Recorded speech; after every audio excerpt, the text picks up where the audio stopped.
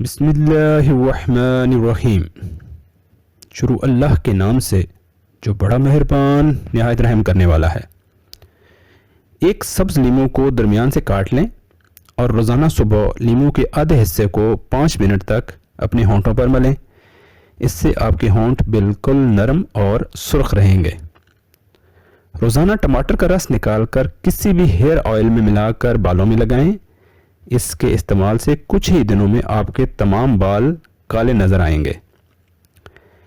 کھلے جوتے اور زیادہ چلنے پھرنے سے کچھ لوگوں کی ایڑیاں بہت خراب ہو جاتی ہیں اور اچھی صفائی نہ ہو سکنے کی وجہ سے ایڑیاں پھٹنے لگتی ہیں۔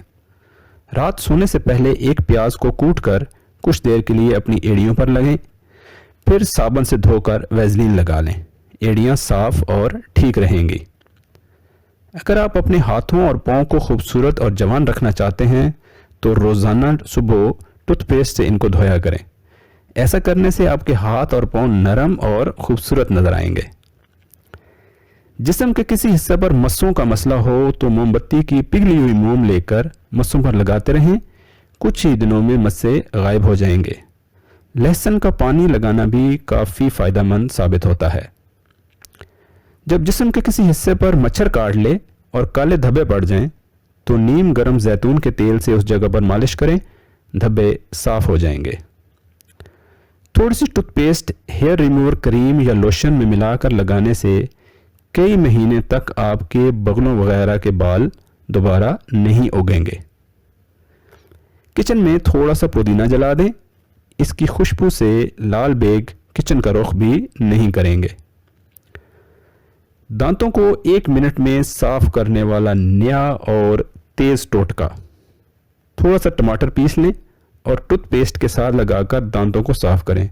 بہت ہی جلد آپ کے دانت صاف اور چمکدار ہو جائیں گے۔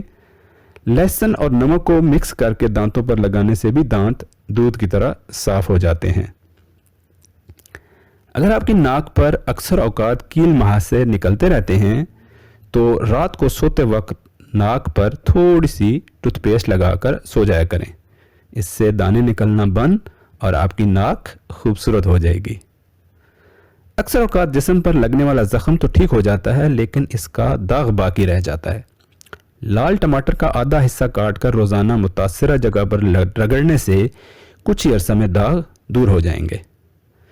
موسم کی تبدیلی یا کسی اور وجہ سے بلغمی یا سوکھی کھانسی سے نجات کے لیے 1 چمچ میتھی دانہ، 1 چمچ السی کے بیج اور 1/4 چمچ کلونجی کو پانی میں ڈال کر 4 منٹ تک پکائیں۔ اس قہوے کو صبح شام پئیں۔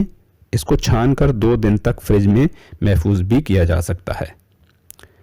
خالی پیٹ کافی پینا معدے بلکہ پورے نظام ہضم کے لیے نقصان دہ ثابت ہو سکتی ہے، لہٰذا کافی پینے سے پہلے لازمی کچھ کھا لیں۔ کچن اور گھر میں مختلف جگہوں پر لونگ کو لیموں میں پھنسا کر رکھ دیں۔